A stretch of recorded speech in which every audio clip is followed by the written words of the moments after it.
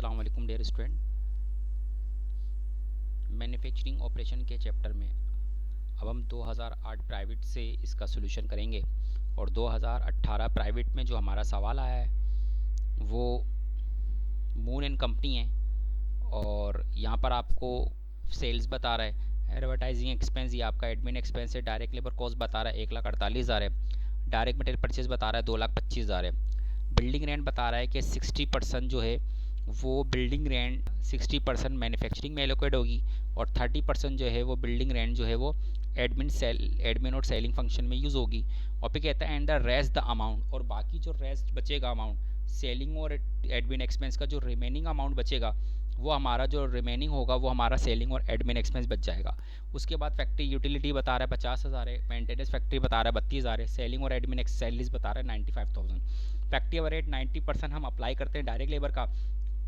अगर हमें factory average निकालना है तो डायरेक्ट लेबर का हम 90% निकाल लेंगे। यहाँ पे बिगनिंग इन्वेंट्रीज दी गई हैं और यहाँ पे एंडिंग इन्वेंट्रीज दी गई हैं। हमारी पहली रिक्वायर्ड इसके अंदर हमने जो फाइंड करना है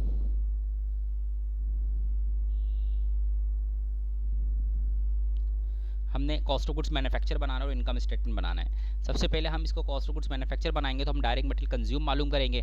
सबसे पहले हम डायरेक्ट मटेरियल कंज्यूम निकालने के लिए पहले रॉ मटेरियल स्टार्ट लेंगे 21,000, उस पर रॉ मटेरियल परचेज जो है हमारे 2,25,000 जमा कराएंगे तो टोटल हमारे पास मटेरियल अवेलेबल फॉर यूज़ आ जाएगा 2,46,000 का।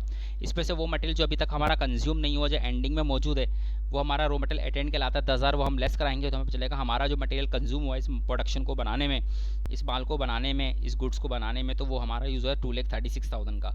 उसके बाद उसमें हम डायरेक्ट लेबर जमा कराएंगे 1,48,000 तो हमारी प्राइम कोस्ट आ जाएगी। लेकिन यहाँ कह रहा है कि हम जो फैक्ट्री एवरेज करते हैं डायरेक्ट लेबर का 90% करते हैं तो हम अप्लाई एफओज निकाल सकते हैं यहाँ पे डायरेक्टली। तो हमारे पास जो डायरेक्ट लेबर थी 1,48,000 था उसका 90% निकालेंगे तो हमारे जो फैक्ट्री एवरेज अप्लाई हुआ है 1,33,200 का हुआ हमने डायरेक्ट एड कर दिया क्योंकि यहाँ पे अप्लाई का रेट बताया हुआ था।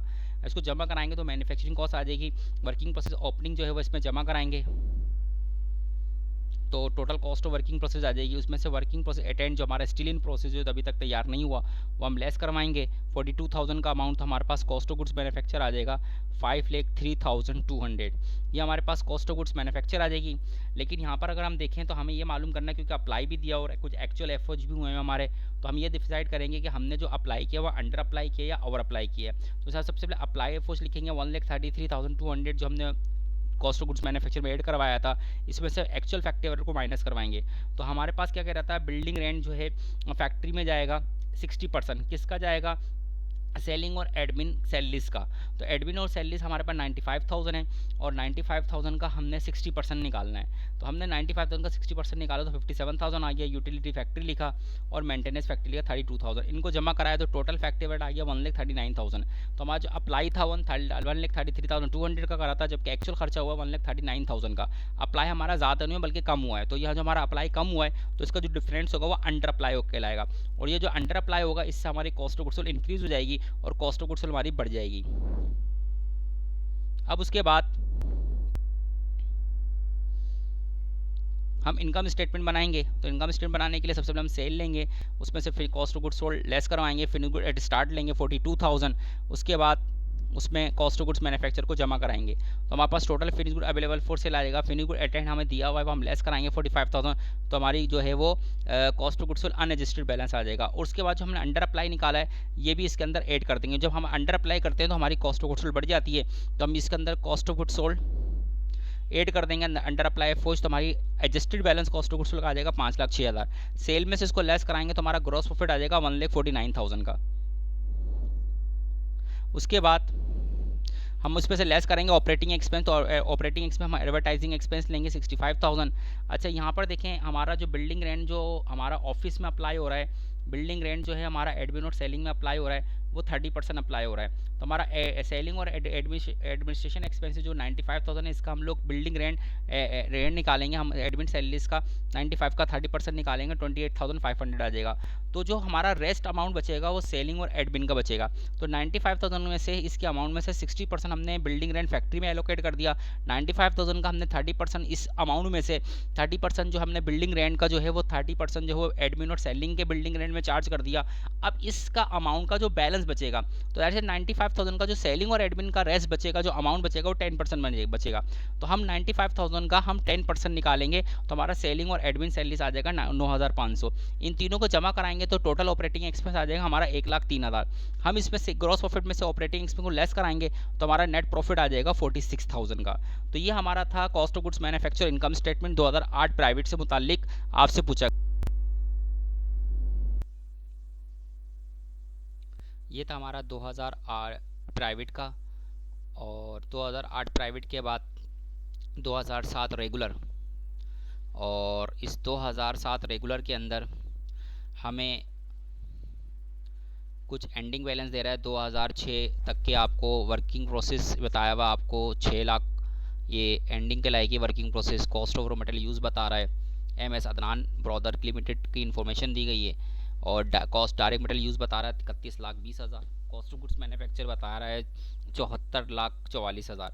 फैक्ट्री ओवरहेड बता रहा है डायरेक्ट लेबर का 75% आया हुआ 18 लाख। तो हम factory overhead 70% of direct labour है, इसको मैथमेटिकली शो करें तो हमने फैक्ट्री ओवरहेड ऐसे निकाला होगा कि डायरेक्ट लेबर का 75% निकाला है। तो डायरेक्ट लेबर हमें फैक्ट्री ओवरहेड हमें 18 लाख दी गई है, तो परसेंटेज निकालने के लिए मल्टीप्लाई 75 डिवाइड बाय 100 करते हैं। जब इसको इक्वल के उस तरफ लेके जाएंगे तो 100 यहाँ पे डिवाइड हो रहा है तो इधर आके मल्टीप्लाई हो जाएगा, और 75 इधर मल्टीप्लाई हो रहा है इधर आके डिवाइड हो जाएगा। तो हमारे पास डायरेक्ट लेबर आ जाएगी 24 लाख। उसके बाद जाकर जो है वो हम वर्किंग प्रोसेस एट स्टार्ट को आराम से माइंड कर सकते हैं। कॉस्ट ऑफ गुड्स मैन्युफैक्चर लेंगे 74,44,000 74,44,000।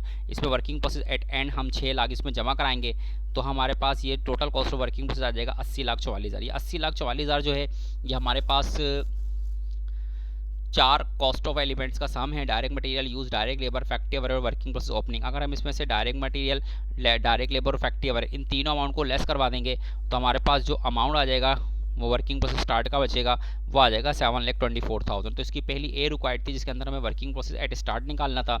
इसकी बी रिक्वायर्ड के अंदर हमें और cost of net raw material purchase निकालना है। तो cost of raw material purchase निकालने के लिए हमें यहाँ बता रहा है कि फैक्ट्री ओवरहेड जो है वो कॉस्ट ऑफ गुड्स मैन्युफैक्चर 30% है, और डायरेक्ट लेबर जो है वो सेल्स का 20% है। डायरेक्ट लेबर सेल्स का निकालेंगे तो 20% निकल जाएगा, और सीजीएम का निकालेंगे डायरेक्ट लेबर तो 40% आएगा। उसके बाद एंडिंग रॉ मटेरियल हमारे पास 40,000 है जो मोर देन बिगिनिंग इन्वेंट्री है, यानी बिगिनिंग से जो है आपके पास ज़्यादा है, ठीक है, यानी एंडिंग इन्वेंट्री हमारे पास ज़्यादा है और बिगनिंग जो है वो कम होगा। तो यहाँ पर देखें सेल्स बता रहा है 10 लाख है। अब यहाँ पे सबसे पहले हमने रॉ मटेरियल परचेज निकालना है, तो उसके लिए हम क्या करेंगे कि डायरेक्ट लेबर 20% ऑफ सेल, इसको मैथमेटिकली शो करेंगे तो हम लिखेंगे डायरेक्ट लेबर बराबर है सेल्स का 20%। तो हमने डायरेक्ट सेल्स लिखा 10 लाख जो हमें दी गई थी, 10 लाख की सेल, उसका हमने मल्टीप्लाई 20 डिवाइड बाई 100 कर दो डायरेक्ट लेबर आ गई।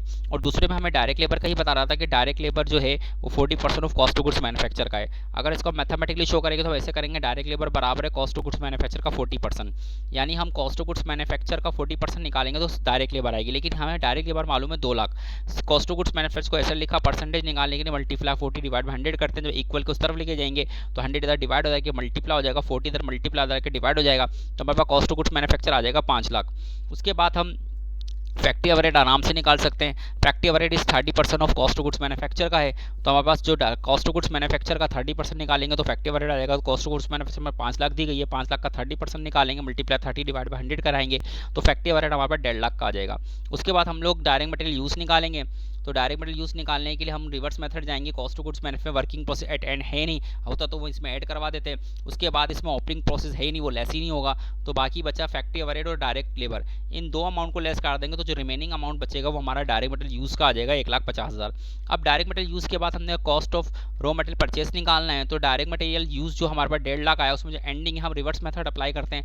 डायरेक्ट मटेरियल यूज़ निकालने के लिए वैसे रॉ मटेरियल एंडिंग लेस कराते हैं, रिवर्स जाते वक्त उसको ऐड करवा देंगे तो हमारे पास रॉ मटेरियल परचेज आ जाएगा 1,90,000। तो ये था हमारे पास 2007 रेगुलर का सवाल। उसके बाद 2007 प्राइवेट में जो आपसे पूछा गया है इसके अंदर आपको रॉ मटेरियल यूज़ बता रहा है 1,60,000, कॉस्ट ऑफ गुड्स मैन्युफैक्चर बता रहा है आपको 3,80,000, फैक्ट्री ओवरहेड जो है वो 90,000 है, डायरेक्ट लेबर का 75% आया हुआ है, और आपको वर्किंग प्रोसेस जो है वो दिसंबर 31 2005 की बता रहा है। 2005 जो हमारा ओपनिंग के लाएगा, और दिसंबर 31 2006 की जो है हमने वर्किंग प्रोसेस मालूम करना है। इसका मतलब यहाँ पे एंडिंग प्रोसेस मालूम करना है। तो सबसे पहले हम डायरेक्ट लेबर निकाल लेते हैं। तो direct labour factory average 75% direct labour, तो फैक्ट्री एवरेज डायरेक्ट लेबर का 75% निकालेंगे तो फैक्ट्री एवरेज आएगा, लेकिन हमें फैक्ट्री एवरेज का अमाउंट मालूम है 90,000, इसको ऐसे ही लिखा डायरेक्ट लेबर आ गया, 75% निकालना तो परसेंटेज निकालने के लिए मल्टीप्लाई 75 डिवाइड बाई 100 करते हैं। जब इक्वल को उधर लेके जाएंगे तो यहाँ पर 100 डिवाइड हो जाएगा, मल्टीप्लाई हो जाएगा, 70 इधर 5 इधर मल्टीप्लाई हो जाएगा, डिवाइड हो जाएगा, तो अब डायरेक्ट लेबर आ जाएगी 1,20,000। उसके बाद जाकर हम working process at and, working process at and निकाल सकते हैं। यहाँ पे वर्किंग प्रोसेस एट एंड निकलेगा, तो वर्किंग प्रोसेस एट एंड निकालने के लिए हम डायरेक्ट मटेरियल यूज लिखेंगे, डायरेक्ट मटेरियल यूज में डायरेक्ट लेबर ऐड करेंगे, प्राइम कॉस्ट आ जाएगी, प्राइम कॉस्ट के अंदर हम फैक्ट्री ओवरहेड को ऐड करवाएंगे तो मैन्युफैक्चरिंग कॉस्ट आ जाएगी, मैन्युफैक्चरिंग कॉस्ट के अंदर वर्किंग प्रोसेस एट स्टार्ट को जमा कराएंगे तो total cost of working process आ जाएगा। अब total cost of working process में वर्किंग प्रोसेस एट एंड को लेस करते हैं तो कॉस्ट गुड्स मैन्युफैक्चर आता है। अब इस पे हम कॉस्ट गुड्स मैन्युफैक्चर को जो अमाउंट है वो लेस करवा देंगे तो हमारा वर्किंग प्रोसेस एट एंड आ जाएगा 26,000।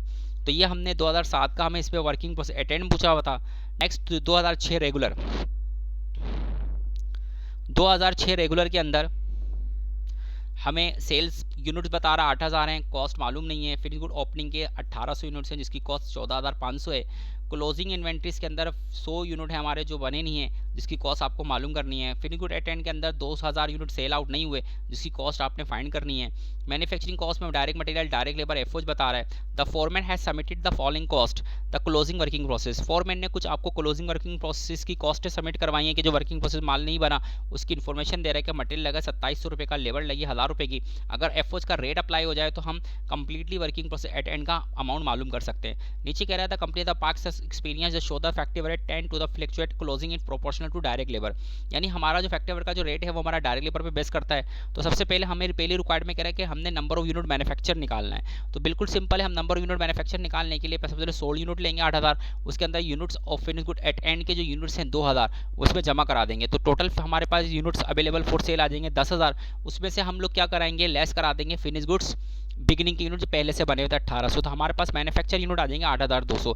तो ये हमारी पहली रिक्वायर्ड हो जाएगी। दूसरी रिक्वायर्ड हमसे कह रहा है कि आपने वर्किंग प्रोसेस एट एंड निकालना है, तो वर्किंग प्रोसेस एट एंड के लिए हमें सबसे पहले फैक्ट्री ओवरहेड की परसेंटेज चाहिए, तो हम सबसे पहले फैक्ट्री ओवरहेड निकालेंगे कि हम फैक्ट्री ओवरहेड कितना करेंगे डायरेक्ट लेबर के हिसाब से, तो उसके ऊपर बेस कराएगा, तो डायरेक्ट लेबर कॉस्ट पर हम डिवाइड करा देंगे। तो हम टोटल फैक्ट्री ओवरहेड जो हमारे पास है जो दिया हुआ है यहाँ पर 16,000, इसको हम डायरेक्ट लेबर कॉस्ट हमारी 20,000 पे डिवाइड कराएंगे और मल्टीप्लाई 100 कराएंगे तो 80% हम ओवरहेड करेंगे डायरेक्ट लेबर का।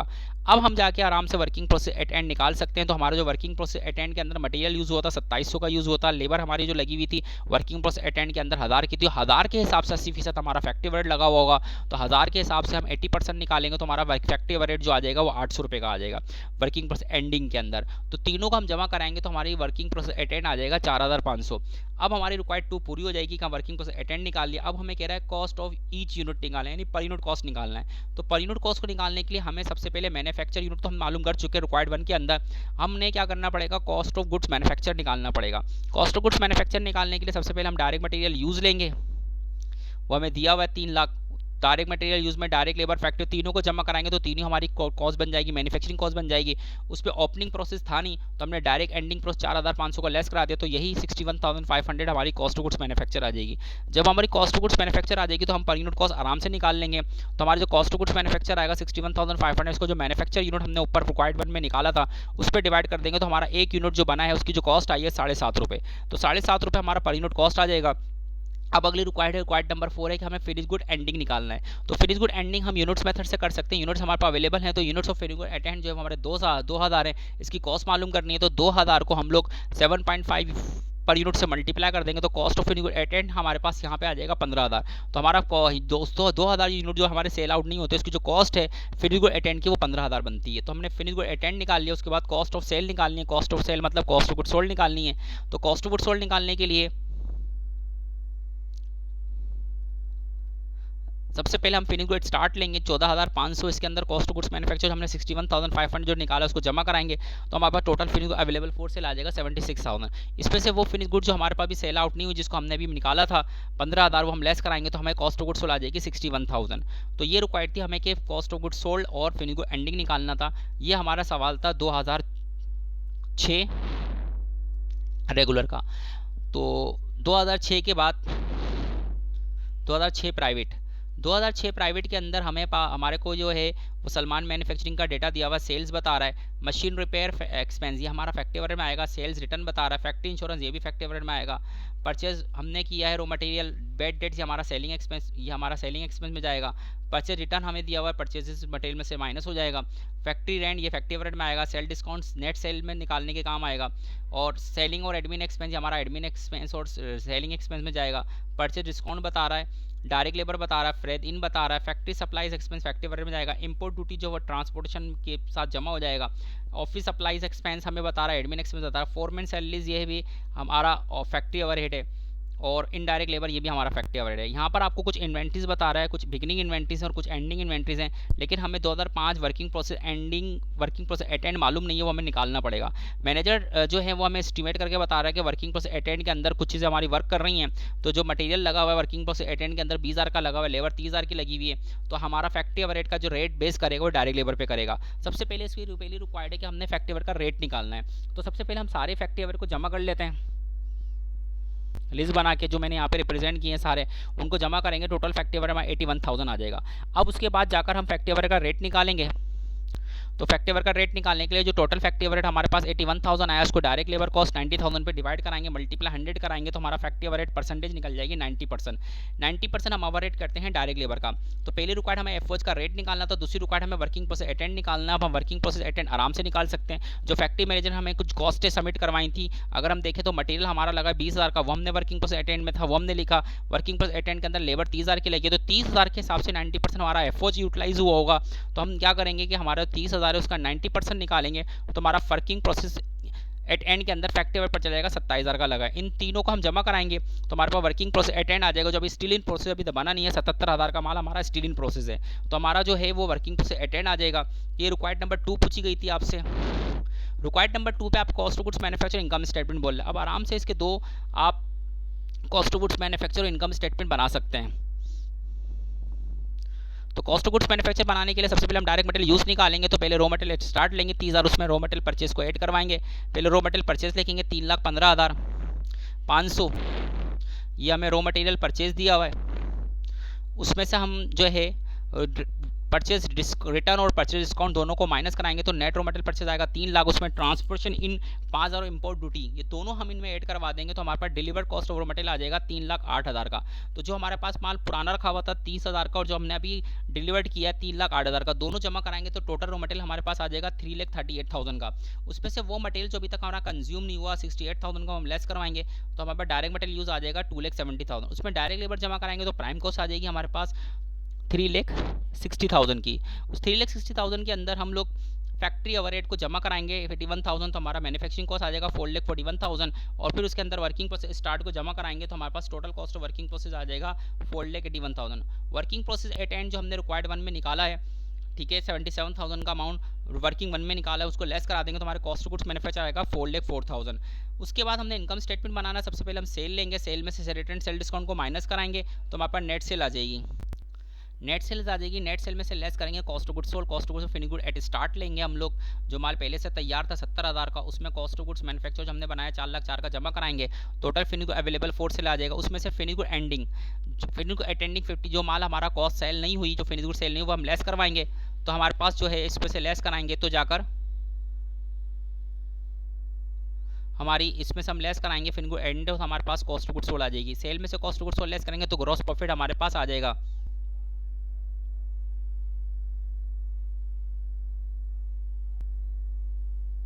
तो हमारे पास इसमें से लेस कराएंगे तो कॉस्ट ऑफ गुड्स हमारा ग्रॉस प्रॉफिट आ जाएगा 1,80,000।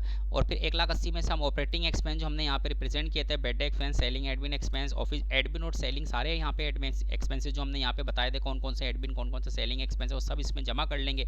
तो हमारे पास इनको सबको जमा करेंगे तो हमारा टोटल ऑपरेटिंग एक्सपेंस आ जाएगा 37,000। लेस कराएंगे तो हमारा नेट प्रॉफिट आ जाएगा 1,43,000। तो ये सवाल था हमारा 2006 प्राइवेट से मुतालिक। और 2005 का जो ईयर हमसे पूछा गया है रेगुलर के अंदर, बिल्कुल सिंपल है। सेल्स बता रहा है 8,25,000 है। मार्केट एक्सपेंस सेल्स का 10% निकलेगा, एडमिन एक्सपेंस सेल्स का 5% निकलेगा। तो 2005 रेगुलर के अंदर हमें मार्केट एक्सपेंस सेल्स का 10% निकलेगा, एडमिन एक्सपेंस सेल्स का 5% निकलेगा, रॉ मटेरियल परचेज 3,75,000 बता रहा है, फैक्ट्री ओवरहेड जो है वो डायरेक्ट लेबर का 2/3 निकलेगा, जबकि हमें डायरेक्ट लेबर बता रहा है 1,56,000। बिगिनिंग इन्वेंट्रीज दी गई हैं और एंडिंग इन्वेंट्रीज दी हैं। इसकी पहली रिक्वायर्ड है कि आपने कॉस्ट ऑफ गुड्स मैन्युफैक्चर और इनकम स्टेटमेंट बनाना है। तो बिल्कुल सिंपल है कि जब हम इसके अंदर कॉस्ट ऑफ गुड्स मैन्युफैक्चर निकालेंगे तो सबसे पहले डायरेक्ट मटेरियल कंज्यूम निकालेंगे। डायरेक्ट मटेरियल कंज्यूम निकालने के लिए पहले रॉ मटेरियल स्टार्ट लेंगे 70,000, उसमें रॉ मटेरियल परचेज को जमा कराएंगे तो टोटल रॉ मटेरियल आ जाएगा। एंडिंग लेस कराएंगे तो हमारे पास डायरेक्ट मटेरियल यूज़ आ जाएगा। डायरेक्ट मटेरियल यूज़ के अंदर डायरेक्ट लेबर जो है 56,000 को हम लोग इसको ऐड कराएंगे तो प्राइम कॉस्ट आ जाएगी, और प्राइम कॉस्ट के मुताबिक हम फैक्ट्री ओवरहेड हम ऐड करवाएंगे। तो फैक्ट्री ओवरहेड हमने यहाँ पे निकाल के शो किया हुआ है अलग से, बल्कि हमने डायरेक्ट करा हुआ। तो यहाँ पे हमने फैक्ट्री ओवरहेड, तो वो कैसे निकालेंगे फैक्ट्री ओवरहेड, तो डायरेक्ट लेबर 1,56,000 है, तो अगर हमें फैक्ट्री ओवरहेड निकालना है तो हमने ऐसे निकाला होगा कि फैक्ट्री ओवरहेड बराबर है डायरेक्ट लेबर का 2/3। तो डायरेक्ट लेबर दी गई हमें 1,56,000, तो हम लोग क्या करेंगे कि 1,56,000 का मल्टीप्लाई करा देंगे इसको 2 से और डिवाइड करा देंगे 1/3 से, तो हमें इसके अंदर जो है वो फैक्ट्री ओवरहेड का अमाउंट मिल जाएगा 1,04,000। इनको जमा कराएंगे तो मैन्युफैक्चरिंग कॉस्ट आ जाएगी हमारे पास 6,20,000। इसमें वर्किंग प्रोसेस स्टार्ट को जमा कराएंगे तो total cost of working process आ जाएगा। इसमें से वर्किंग प्रोसेस अटेंड जो हमारा अभी तक स्टिल इन प्रोसेस वो लेस कराएंगे तो जाकर हमारी कॉस्ट ऑफ गुड्स मैन्युफैक्चर आ जाएगी 5,95,000। उसके बाद जो हमने इनकम स्टेटमेंट बनाना है, इनकम स्टेटमेंट के लिए हम सेल लेंगे और सेल्स हमें दी गई 8,25,000, इसमें से लेस कराएंगे cost of goods sold. Finish good start लेंगे 90,000, उसमें कॉस्ट ऑफ गुड्स मैन्युफैक्चर जो निकाला वो जमा कराएंगे तो total finish good available for sale आ जाएगा हमारे पास 6,85,000। फिनिश गुड एंडिंग जो अनसोल्ड कॉस्ट है हमारे पास, जो भी सेल नहीं है उसको लेस कराएंगे तो हमारे पास कॉस्ट ऑफ गुड्स सोल्ड आ जाएगा 5,85,000। सेल में से कॉस्ट ऑफ गुड्स सोल्ड को लेस कराएंगे तो हमारा ग्रॉस प्रॉफिट आ जाएगा। तो हम इसमें से सेल में से cost of goods sold less करेंगे तो हमारा ग्रॉस प्रॉफिट आ जाएगा 2,40,000। और फिर उसके बाद हम इसमें से ऑपरेटिंग एक्सपेंस लेस करेंगे और मार्केट एक्सपेंस सेल्स का हम निकाल लेंगे 8,25,000 का 10%, और एडमिन एक्सपेंस हमने 5% निकाल लेंगे सेल्स का।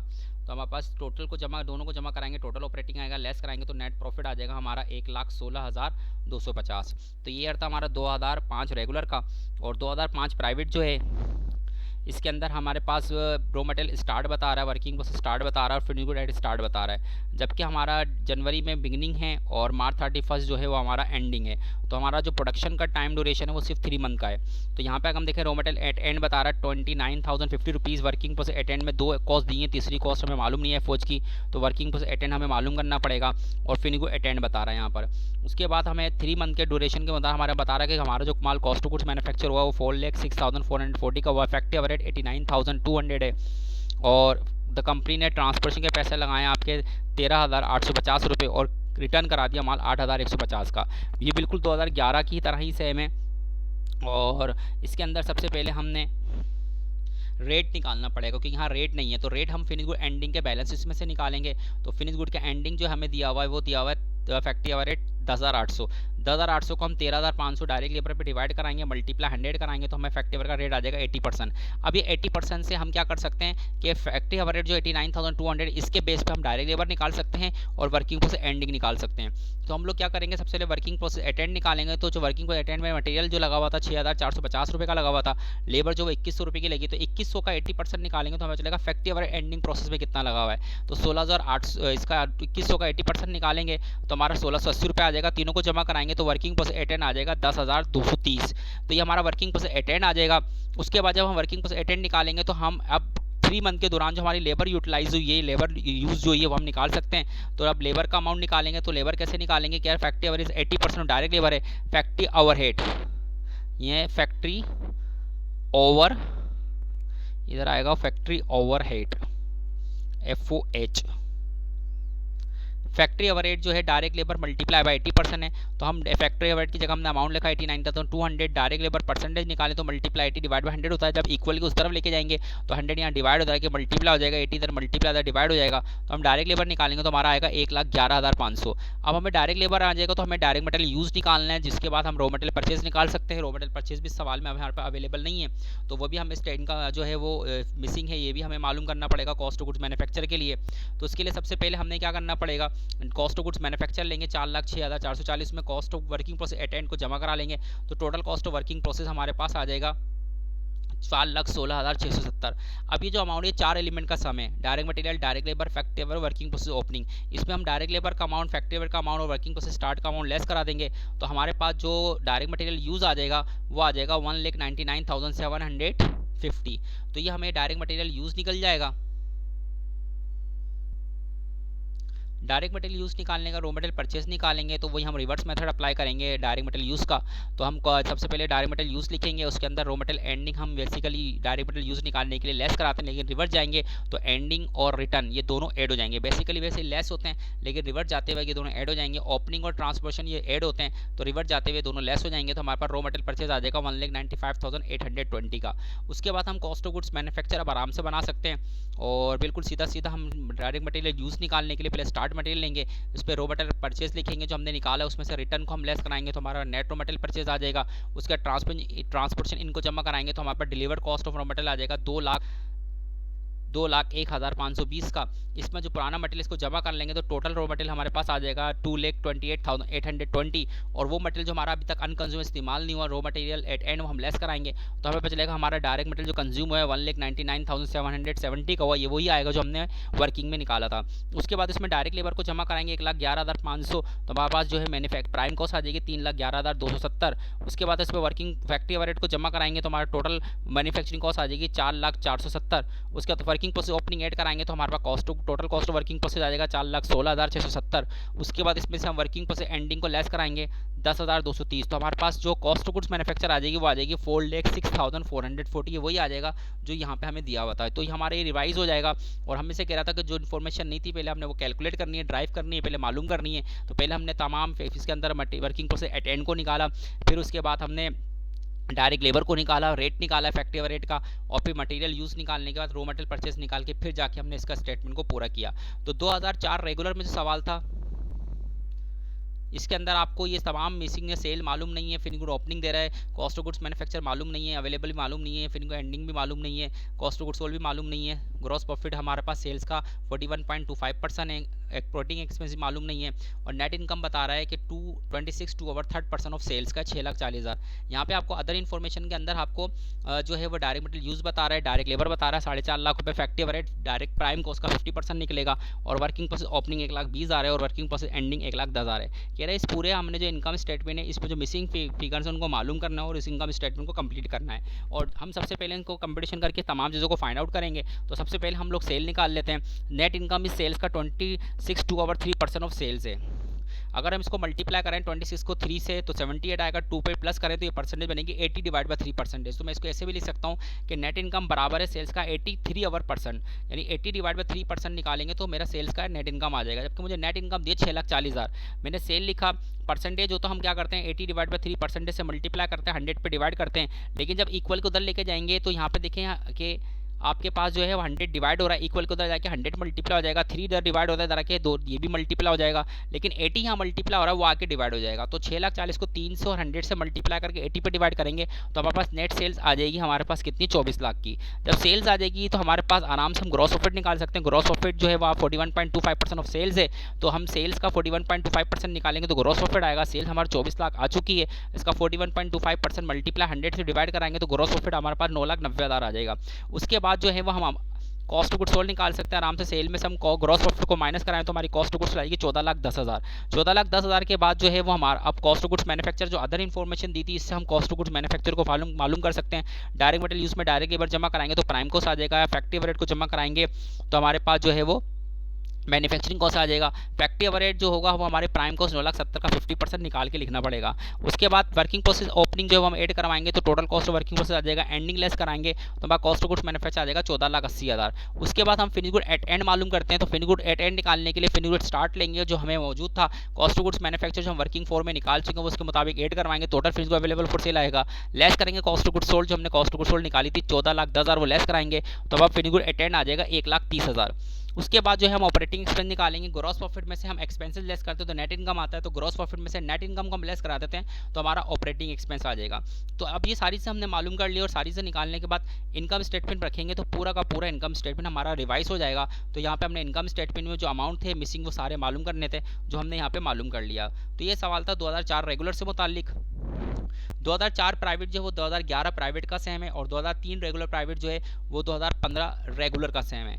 उसके बाद 2002 में हमें जो सवाल दिया हुआ है इसके अंदर हमें प्राइम कॉस्ट निकालनी है, कन्वर्जन कॉस्ट निकालनी है, कॉस्ट ऑफ गुड्स सोल्ड निकालनी है और कॉस्ट ऑफ गुड्स मैन्युफैक्चर निकालना है। यहाँ पे प्रोडक्ट ए और प्रोडक्ट बी इससे मुतालिक इन्फॉर्मेशन दी है। यहाँ पे आपको प्रोडक्शन यूनिट बता रहा है, मैन्युफैक्चर यूनिट बता रहा है, 10,000 मैन्युफैक्चर यूनिट है, प्रोडक्ट ए है और प्रोडक्ट बी के जो 8,000 यूनिट है। हमारे ये फिनिश गुड्स इन्वेंट्री जो पहले से माल तैयार था 1000 यूनिट पहले से तैयार, तो यहाँ 900 यूनिट तैयार है और फिनिश गुड एंडिंग का हमारा बताया 2000 यूनिट हमारे सेल आउट नहीं हुए और यहाँ पे 100 यूनिट हमारे सेल आउट नहीं हुए। इनके एप्लीकेबल रेट बता रहा है, एप्लीकेबल पर यूनिट कॉस्ट बता रहा है कि मटेरियल का प्रोडक्ट ए पे 4 रुपये लगा, लेबर पे 10 रुपये लगा, फैक्ट्री पे 7 रुपये लगा। इसी तरह से सिमिलर प्रोडक्ट बी की इन्फॉर्मेशन दी गई है। यहाँ पे आपको बता रहा है कि एक्चुअल फैक्ट्री एवरेज जो है 1,82,400 है और हमने अंडर अप्लाई और ओवर अप्लाई कर को जो भी होगा वो हमने एडजस्ट करना है कॉस्ट ऑफ गुड्स सोल्ड के अंदर इस अमाउंट को। सबसे पहले हम क्या करेंगे, इसकी हम लोग प्राइम कॉस्ट निकालते हैं। तो प्राइम कॉस्ट केस कैसे करेंगे, पहले प्रोडक्ट ए की करेंगे, फिर प्रोडक्ट बी की करेंगे और फिर इन दोनों की मिला के करेंगे। तो सबसे पहले हमने डायरेक्ट मटेरियल यूज़ निकालना है। तो प्रोडक्ट ए में हमारे 10,000 यूनिट्स हैं और इसका मटेरियल के एक यूनिट जो है 4 रुपये का लगा है, तो 10,000 को 4 से मल्टीप्लाई करें तो प्रोडक्ट ए की हमारे पास कॉस्ट डायरेक्ट मटेरियल यूज़ आ जाएगा 40,000। फिर प्रोडक्ट बी का निकालेंगे तो प्रोडक्ट बी में हमने 8,000 यूनिट बनाए और उसमें एक यूनिट जो है 3 रुपये का बनाए लगा है, तो इसको मल्टीप्लाई कराएंगे 24,000, इनको जमा कराएंगे तो प्रोडक्ट ए की जो हमारे पास डायरेक्ट मटेरियल यूज़ आएगा टोटल वो 64,000 का आ जाएगा। फिर इसके अंदर डायरेक्ट मटेरियल जो आ जाएगा 64,000 का आएगा। उसके बाद फिर डायरेक्ट लेबर करेंगे, 10,000 को डायरेक्ट लेबर के रेट जो 10 रुपये से मल्टीप्लाई करेंगे तो हमें डायरेक्ट लेबर का 1 लाख का अमाउंट मिल जाएगा। 8,000 को डायरेक्ट लेबर के पर यूनिट से मल्टीप्लाई कराएंगे 20 से, तो हमारे पास डायरेक्ट लेबर प्रोडक्ट बी का मिल जाएगा। दोनों को जमा कराएंगे तो 2,60,000 आ जाएगा। अब प्रोडक्ट वाइज करें तो इनको जमा कराएंगे तो प्रोडक्ट ए की जो प्राइम कॉस्ट आएगी वो 1,40,000, प्रोडक्ट बी की जो प्राइम कॉस्ट आएगी वो 1,84,000 और दोनों की मिला के जो प्राइम कॉस्ट आएगी वो आ जाएगी 3,24,000। तो ये हमने सबसे पहले प्राइम कॉस्ट निकालना था। उसके बाद फिर कन्वर्जन कॉस्ट निकालना है। तो कन्वर्जन कॉस्ट डायरेक्ट लेबर में फैक्ट्री को जमा कराते हैं तो डायरेक्ट लेबर वही 10,000 को मल्टीप्लाई हम कराएंगे डायरेक्ट लेबर के पर यूनिट से 10 रुपये से, तो हमारा डायरेक्ट लेबर की कॉस्ट आ जाएगी 1 लाख। और फिर डायरेक्ट प्रोडक्ट बी के अंदर 8,000 यूनिट्स को डायरेक्ट लेबर के पर यूनिट 20 रुपये से मल्टीप्लाई कराएंगे तो हमारे पास 1,60,000 आ जाएगा। इसी तरह से फैक्ट्री एवरेज निकालेंगे तो 10,000 का फैक्ट्री एवरेज का जो पर यूनिट 7 रुपये उससे मल्टीप्लाई कराएंगे तो हमारे पास जो है वो प्रोडक्ट ए की फैक्ट्री एवरेज आ जाएगा। इसी तरह से 800 को इस तरह से 8,000 यूनिट्स को हम multiply factory average per unit 14 रुपये प्रोडक्ट बी के रेट से कराएंगे तो हमारे पास जो है वो 1,60,000 आ जाएगा।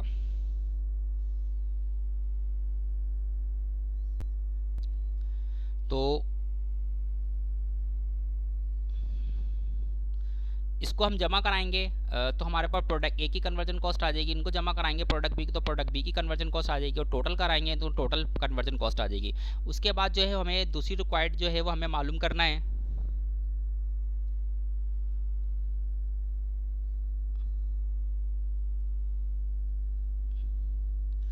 जो हमारी ये 2 रिक्वायर्ड हो गई हमें प्राइम कॉस्ट और कन्वर्जन कॉस्ट। तीसरी रिक्वायर्ड में कॉस्ट ऑफ गुड्स सोल्ड निकालना है। तो कॉस्ट ऑफ गुड्स सोल्ड निकालने के लिए सबसे पहले हम 16 यूनिट डिसाइड करेंगे हमने कितने यूनिट बेचे हैं। तो हमारे 10,000 यूनिट है, हमारे फिनिश गुड ओपनिंग में 1000 थे जो पहले से बने हुए थे, तो टोटल अवेलेबल 11,000 आ जाएंगे। इसमें 2,000 सेल आउट नहीं हुए फिनिश गुड्स, तो इसमें से लेस कराएंगे तो हमारे 9,000 यूनिट सेल हुए प्रोडक्ट ए पे। सिमिलर इसी तरह प्रोडक्ट बी का निकाल लेंगे। 8,000 के अंदर 900 यूनिट हमारे पहले से तैयार थे, उनको जमा कर 8,900 आ गए। उसमें से 100 यूनिट अभी तक फिनिश एंडिंग में सेल आउट नहीं हुए, वो लेस कराएंगे तो 8,800 हमारे 16 यूनिट प्रोडक्ट बी के आएंगे। अब इन सबको जमा कर लेते हैं, 4 रुपये 10 रुपये 7 रुपये सबको यूनिट को जमा कर लेंगे तो टोटल पर यूनिट प्रोडक्ट ए का बन जाएगा 21 रुपये, 3 रुपये 20 रुपये 14 रुपये, इन सबको जमा कर लेंगे तो प्रोडक्ट बी का जो हमारा आ जाएगा 37 रुपये। अब हमने कॉस्ट ऑफ गुड्स सोल्ड निकालना है। 9,000 को पर यूनिट कॉस्ट हमारे 21 रुपये से मल्टीप्लाई करेंगे तो प्रोडक्ट ए की कॉस्ट ऑफ गुड्स सोल्ड आ जाएगी और 8,800 को मल्टीप्लाई 37 रुपये पे करा देंगे मल्टीप्लाई तो प्रोडक्ट बी की आ जाएगी 3,25,000। दोनों को जमा कराएंगे तो हमारी कॉस्ट ऑफ गुड्स सोल्ड आएगी 5,14,000। अब उसके बाद हमने इसको ऐसे ये जो एडजस्ट किया अंडर अप्लाई हम इसको बाद में थोड़ी देर में एक्सप्लेन करते हैं। अब आगे चलते हैं, हमें कॉस्ट ऑफ गुड्स मैन्युफैक्चर निकालना है। कॉस्ट ऑफ गुड्स मैन्युफैक्चर निकालने के लिए सिंपल हमने जो मैन्युफैक्चर यूनिट्स किए हैं प्रोडक्ट ए पे बनाए 10,000 यूनिट, प्रोडक्ट बी पे बनाए 8,000 यूनिट्स, इसका पर यूनिट कॉस्ट 21 रुपये, इसका पर यूनिट कॉस्ट 37 रुपये।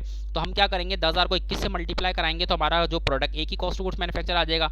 8,000 को मल्टीप्लाई 37 रुपये से कराएंगे तो हमारे पास प्रोडक्ट बी की जो है वो कॉस्ट ऑफ गुड्स मैन्युफैक्चर आ जाएगा। जमा कराएंगे तो total cost of goods manufacture 5,06,000 आ जाएगा। अगर हम यहाँ पे देखें तो टोटल फैक्ट्री एवरेज जो हमें हुआ है प्रोडक्ट एक प्रोडक्ट बी का मिलाकर वो हुआ है 1,82,000, 1,82,000। जबकि हमने अब यहाँ पे जो एक्चुअल एवरेज, ये हमारा अप्लाई एफओज कहलाएगा। अब जबकि हमने यहाँ पर जो है एक्चुअल जो एवरेज किया है वो 1,82,400 का किया है। तो यहाँ देखिए ज़रा वर्किंग में आते हैं, तो हमें अंडर है या ओवर है हमें मालूम करना है। हमने अप्लाई किया हमने जो अप्लाई किया 1,82,000, जबकि हमारा एक्चुअल खर्चा हुआ 1,82,400 का, जबकि अप्लाई हमारा कम हुआ है। जब कम हुआ है 400 तो हम अंडर अप्लाई कहलाएगा। और जब अंडर अप्लाई कराते हैं तो हमारी कॉस्ट ऑफ गुड्स में जब एडजस्ट करते हैं तो हमारी जो है वो अंडर अप्लाई की वजह से कॉस्ट ऑफ गुड्स बढ़ जाती है। तो 400 रुपये का कॉस्ट ऑफ गुड्स इसमें ऐड करवा दें। हाँ, ओवर अप्लाई होता तो कॉस्ट ऑफ गुड्स हमारी लेस हो जाती है, हमारे अंडर अप्लाई आ रहा तो कॉस्ट ऑफ गुड्स ऐड हो जाएगी। तो हमारा एडजस्टेड बैलेंस जो कॉस्ट ऑफ गुड्स सोल्ड का आ जाएगा वो आ जाएगा 5,15,000।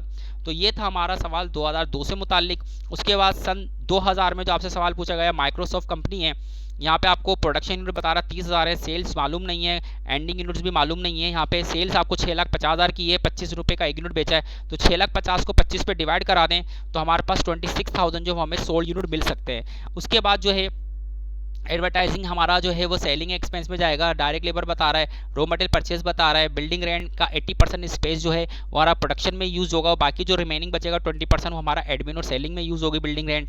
उसके बाद जो है वो फैक्ट्री यूटिलिटी बता रहा है, ये फैक्ट्री ओवरहेड में आएगा। मेंटेनेंस फैक्ट्री, ये भी फैक्ट्री ओवरहेड में आएगा। डेप्रिसिएशन ऑन फैक्ट्री ये निकालना पड़ेगा, जितने यूनिट प्रोड्यूस किए उसका 0.10 पर यूनिट पे प्रोड्यूस पे हम क्या करेंगे, डेप्रिसिएशन कैलकुलेट करेंगे। तो हमारा जो यूनिट प्रोड्यूस हुआ 30,000 को 0.10 से मल्टीप्लाई कराएंगे तो डेप्रिसिएशन ऑन फैक्ट्री इक्विपमेंट का आ जाएगा। सेलिंग और एडमिन सैलरीज बताया हुआ है। अदर फैक्ट्री ओवरहेड, ये फैक्ट्री ओवरहेड में आएगा। अदर सेलिंग एक्सपेंस बताए हुए हैं। बिगिनिंग इन्वेंट्रीज बताई हुई हैं और एंडिंग इन्वेंट्रीज बताए। बिगिनिंग के अंदर फिनिश गुड स्टार्ट है ही नहीं अवेलेबल, एंडिंग आपने मालूम करना है। तो ये हमारे पास सन 2000 का इसमें रिक्वायरमेंट में आपसे कह रहा है कि वही एफओज का जो रेट है वो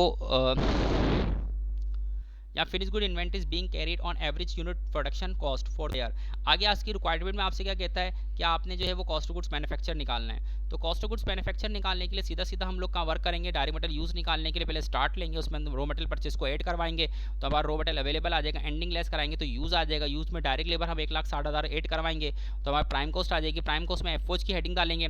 पहला एफओज बिल्डिंग रेंट का 80% 40,000 लेंगे, फिर फैक्ट्री यूटिलिटी, मेंटेनेंस और जो हमने यहाँ पे रिप्रेजेंट किया था जो जो एफओज है वो सारे इसके अंदर ऐड हो जाएंगे। टोटल फैक्ट्री आ जाएगा हमारे पास 1,14,000 को जमा कराएंगे। मैन्युफैक्चरिंग कॉस्ट 3,64,000 की आ जाएगी। इसमें वर्किंग प्रोसेस स्टार्ट को ऐड करवाएंगे तो हमारे पास total cost of working process आ जाएगा। वर्किंग प्रोसेस एट एंड को लेस करवाएंगे तो हमारे पास कॉस्ट ऑफ गुड्स मैन्युफैक्चर आ जाएगा 3,54,000 का। तो हमारी पहली रिक्वायर्ड में कॉस्ट ऑफ गुड्स मैन्युफैक्चर निकालना है तो हम निकाल चुके हैं। दूसरी रिक्वायर्ड में हमें कह रहा है कि units of finish good at and निकालना है। तो यूनिट्स के बाद उसकी कॉस्ट भी निकालनी है। तो अब यूनिट्स निकालने के लिए हमें क्या करना पड़ेगा भाई, सबसे पहले हम मैन्युफैक्चर यूनिट्स लेंगे 30,000 के अंदर हम लोग सेल यूनिट को लेस करवा देंगे। अच्छा, हमारे पास units of finish good attend आ जाएगा। स्टार्ट था नहीं, अगर स्टार्ट होता तो हम लोग क्या करते हैं कि कॉस्ट ऑफ मैन्युफैक्चर यूनिट्स हम जो दिए गए फिनिश गुड्स यूनिट स्टार्ट लेते उसमें मैन्युफैक्चर यूनिट जमा कराते तो टोटल आते, उसमें सेल लेस करवाते तो एंडिंग आता। लिहाजा स्टार्ट नहीं थे तो लिहाजा मैन्युफैक्चर यूनिट में जमा नहीं करवाया, डायरेक्ट हमने इसमें सोल्ड यूनिट को लेस करा दिया। तो यूनिट्स आपके जो फिनिश गुड अटेंड के आ गए वो 4,000 आ गए। उसके बाद हम इसकी कॉस्ट निकालेंगे तो कॉस्ट निकालने के लिए यूनिट मेथड अप्लाई करेंगे तो उसके लिए हमने पर यूनिट कॉस्ट निकालनी पड़ेगी। तो कॉस्ट ऑफ गुड्स मैन्युफैक्चर हम फर्स्ट रिक्वायर्ड में निकाल चुके हैं 3,54,000 और मैन्युफैक्चर यूनिट जो हमें 30,000 बताए हैं उनको डिवाइड कराएंगे तो हमारा पर यूनिट कॉस्ट आ जाएगा 11.8 का आ जाएगा। अब जाकर हम cost of finish good attend हम यूनिट्स मेथड से निकाल सकते हैं। तो हमारे यूनिट्स जो हमारे पास फिनिश गुड अटेंड में थे वो 4,000 के यूनिट्स थे जो हमने निकाले थे और पर यूनिट कॉस्ट 11.8 आ रहे हैं, को मल्टीप्लाई कराएंगे तो हमारी cost of finish good attend आ जाएगा 47,200। अब जाकर जब हम फिनिश गुड अटेंड निकाल लेंगे तो अब जाकर हमारी रिक्वायर्ड इनकम स्टेटमेंट वो हम बनाएंगे। सेल लेंगे, सेल में से लेस कराएंगे cost of goods finish good start हमारे पास है नहीं, इसको हम जीरो लिख देते हैं। कॉस्ट ऑफ गुड्स मैन्युफैक्चर जमा कराएंगे तो यही हमारे पास अवेलेबल फॉर सेल कहलाएगी। उसमें से फिनिश गुड एंडिंग जो हमने निकाला था वर्किंग से लेस कराएंगे तो हमारे पास कॉस्ट ऑफ गुड्स आ जाएगी। सेल में से कॉस्ट ऑफ गुड्स को लेस कराएंगे तो हमारा ग्रॉस प्रॉफिट आ जाएगा और ग्रॉस प्रॉफिट से जो हमने यहाँ पे एक्सपेंसेस बताए थे आपको वो सारे इनको जमा कराएंगे लिस्ट बनाकर तो उनको ऐड कराएंगे। टोटल ऑपरेटिंग एक्सपेंस आ जाएगा हमारा 2,20,000 लेस कराएंगे तो नेट प्रॉफिट आ जाएगा 1,23,200। तो ये सवाल था हमारा सन 2000 का जो आपसे पूछा गया था।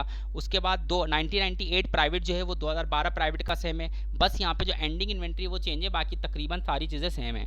उसके बाद 1997 में जो सवाल पूछा गया लास्ट ईयर है हमारा ये, इसमें जो सवाल पूछा गया है इसमें बिगिनिंग इन्वेंट्री बता रहा है, रॉ मटेरियल बिगिनिंग 26,000 है, वर्किंग प्रोसेस जो बिगिनिंग है वो 44,000 है, फिनिश गुड बिगिनिंग 60,000 है। रॉ मटेरियल परचेज बता रहा है, रिटर्न बता रहा है, सेल्स है, सेल रिटर्न है, डिस्काउंट परचेज दिया हुआ है, सेल डिस्काउंट दिया हुआ है, फ्रेदिन बता रहा है, मशीन रिपेयर जो है फैक्ट्री ओवरहेड में आएगा, हीट लाइट्स भी फैक्ट्री ओवरहेड में आएगा और फैक्ट्री इंश्योरेंस भी फैक्ट्री ओवरहेड में आएगा, इनडायरेक्ट लेबर फैक्ट्री ओवरहेड में आएगा, फैक्ट्री सप्लाई जो है वे भी फैक्ट्री ओवरहेड में आएगा, एडमिन सैलरीज बता रहा है, डायरेक्ट लेबर बता रहा है। अच्छा, डेटा फॉर एडजस्टिंग में आपको क्लोजिंग स्टॉक बता रहा है, एंडिंग इन्वेंट्रीज बता रहा है तीनों की। उसके बाद यहाँ पे डेप्रिसिएशन बता रहा है कि फैक्ट्री बिल्डिंग का डेप्रिसिएशन कैलकुलेट हो रहा है 4,000 रुपये, फैक्ट्री मशीन पे डेप्रिसिएशन कैलकुलेट हो रहा है 2,000 रुपये, ऑफिस पे कैलकुलेट हो रहा है 5,000 रुपये। इस तरह से इंश्योरेंस आपको प्रीमियम बता रहा है कि हमने 1 जुलाई से हमने अदा की है 1996 की 1 ईयर की, लेकिन हमने अगर 1 जुलाई से अदा की, हमारा जो डेटा है वो दिसंबर तक जा रहा है, तो हमारा जो प्रीमियम इंश्योरेंस जो हमारा एक्सपेंस होगा वो सिर्फ 6 मंथ का यूटिलाइज होगा। एडवांस जो हमारा खत्म होगा वो 6 मंथ का यूज़ होगा, वो हम निकाल लेंगे। उसके बाद प्रोडक्टिव वेजेस बता रहा है, डायरेक्ट लेबर पेपर है, एक्रूड है, तो ऊपर वाली डायरेक्ट लेबर में जमा करा के टोटल हमारी डायरेक्ट लेबर बढ़ जाएगी। फैक्ट्री सप्लाईज ऑन हैंड है जो हमारे पास इस्तेमाल नहीं हुई, तो जितनी फैक्ट्री ऊपर दी गई है उसमें से जो ऑन हैंड है जो अभी तक हमारे ऑफिस सप्लाईज हैं जो हमारी इस्तेमाल नहीं वो लेस कराएंगे, तो इसको पता चलेगा कि हमारी फैक्ट्री सप्लाईज कितनी यूज़ हुई। अमर्टाइजेशन ऑन पैटर्न डेप्रिस, अमर्टाइजेशन जो है ये भी हमारा जो है वो ऑपरेटिंग एक्सपेंस में आ जाएगा। उसके बाद इसकी रिक्वायरमेंट में आपसे कह रहा है कि statement of cost of goods manufacture income statement बनाना है। तो सर हम किस तरह से करेंगे सवाल को? सबसे पहले डायरेक्ट मटेरियल यूज़ निकालेंगे, रॉ मटेरियल स्टार्ट लेंगे 26,000, उसमें नेट रॉ मटेरियल परचेज की हेडिंग डालेंगे, उसमें से रिटर्न और डिस्काउंट दोनों को लेस कराएंगे तो हमारे पास नेट रॉ मटेरियल परचेज आ जाएगा। उसमें से ट्रांसपोर्टेशन को जमा कराएंगे तो हमारे पास delivered cost of raw material यानी हमारे पास माल आ जाएगा 1,89,000 का, रॉ मटेरियल हमारे पास आ जाएगा 1,80,000, 1,89,000 का पुराने मटेरियल में जमा होगा, तो टोटल रॉ मटेरियल हमारे पास आ जाएगा 2,15,000। जो अभी हमने इस्तेमाल नहीं करा एंडिंग में रह गया वो हमारे पास लेस होगा, तो हमें चलेगा हमारा मटेरियल कितना कंज्यूम हुआ। तो हमारा मटेरियल कंज्यूम हुआ है 1,77,000 का। उसमें डायरेक्ट लेबर को जमा कराएंगे, लेकिन डायरेक्ट लेबर जो ऊपर दी गई थी वो और नीचे जो एक्रूड थी 2,000 वो दोनों जमा हो जाएंगे इसके अंदर, तो हमारी डायरेक्ट लेबर 60,000 की बन जाएगी।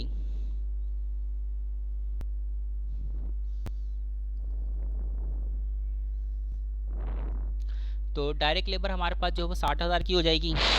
इनको जमा कराएंगे तो हमारे पास जो है प्राइम कॉस्ट आ जाएगी 2,37,000, 2,37,000 प्राइम कॉस्ट आ जाएगी। उसमें ऐड करेंगे फैक्ट्री ओवरहेड, मशीन रिपेयर जो मैंने ऊपर आपको फैक्ट्री ओवरहेड बताए थे वो सारे इसके अंदर लिस्ट बनेगी और सारे फैक्ट्री ओवरहेड हम इसमें ऐड कराएंगे। देखिए यहाँ पर जो हमें एक फैक्ट्री ओवरहेड दिया हुआ था फैक्ट्री सप्लाईज़ का, ऊपर फैक्ट्री सप्लाई जो थी वो हमें दी गई थी, फैक्ट्री सप्लाईज दी गई थी 10,000 की। अब 10,000 में से 2,000 हमारी बच गई, तो हमारे पास इसमें से हम माइनस कराएंगे तो बचेगा जो हमारी सप्लाईज कंज्यूम हुई है, यूज़ हुई है, वो कितनी कंज्यूम हुई है। तो हम क्या करेंगे 10,000 में से 2,000 सप्लाईज को माइनस करा देंगे तो हमारी सप्लाई जो वो 8,000 की यूज़ हुई है। उसके बाद सारे हमारे machine repair, heat, light and power, factory insurance की बात करते हैं तो फैक्ट्री इंश्योरेंस हमारे को दी हुई 6,000, 6,000 में से हमारे पास इसकी हाफ जो है वो हमने यूज़ कर ली है, क्योंकि हमने जुलाई से अदा किया तो हमारी जो फैक्ट्री की जो हमारी इंश्योरेंस थी वो आधी साल जो हाफ ईयर है वो हमारा जो है वो यूटिलाइज हो चुकी है, फैक्ट्री एक्सपेंस हो चुकी है, फैक्ट्री इंश्योरेंस एक्सपेंस हो चुकी है, यूटिलाइज हो चुकी हैं। तो हम फैक्ट्री इंश्योरेंस लेंगे और उसका हम 1/2 कर लें या 6 मल्टीप्लाई बाय 12 कर लें, एक ही बात है, या 6 का हाफ निकाल लें, तो हमारा आधी जो है वो हमारी एक्सपेंस हो जाएंगी और आधी हमारी एडवांस रह जाएंगी। जब हम अगले साल इसको यूटिलाइज करेंगे तो फिर एक्सपेंस पे लेके जाएंगे, तो हमारी जो फैक्ट्री इंश्योरेंस थी उसकी हाफ जो थी वो हमारी एक्सपेंस हो जाएंगी, यानी आधा साल 1 जुलाई से अदा किया और अगर हम दिसंबर 1996 तक जाएँ तो 6 महीने हमारी यूटिलाइज हो जाएंगी, 6 महीने हमारी कंज्यूम हो जाएगी। तो हमें फैक्ट्री इंश्योरेंस भी हमने यहाँ 6 महीने का निकालना पड़ेगा, जबकि पूरे साल का पूरे 6,000 नहीं रखना पड़ेगा, बल्कि 6,000 का हमने आधा साल हमने कंज्यूम किया, फैक्ट्री इंश्योरेंस यूज़ किए हैं, एक्सपायर किए हैं, तो हम उसका 6,000 का आधा साल का निकालेंगे तो हमारा 3,000 आ जाएगा। बाकी इनडायरेक्ट लेबर पता था, फैक्ट्री सप्लाईज मैंने बता दिया ऊपर के फैक्ट्री आपके जो सप्लाईज थी उसमें से जो आपके पास बच गई 2,000 की वो लेस कराएंगे तो बच जाएगा कितनी फैक्ट्री सप्लाईज कंज्यूम हुई है वो लिखेंगे। उसके बाद डेप्रिसिएशन हमारे पास आ जाएगा, बिल्डिंग का डेप्रिसिएशन हमारा फैक्ट्री मशीनरी का आ जाएगा।